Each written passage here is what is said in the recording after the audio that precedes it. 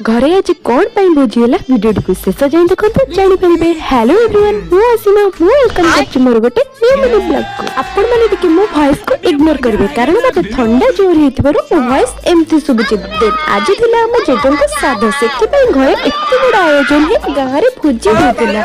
Then हमें ED बसी समस्त परिवार कटतुल समस्त को मुखे तो आनी परिबिनी कारण मते डर लागे। देन एठी हमर श्राद्ध पई पिंड दिया जाउतला। आपण मान काडे एटा कोन कोन मते टिके कमेंट करी जणाइबे। देन एठी हमें जेजंग ठारो आशीर्वाद नेलु कारण जेज एबे पितृपुरुष हो जाइचंती। देन एठी हमर रोसई पई हमें परिवा काटी दिथिलु जो सेवरा एबे छंका हे सैलानी।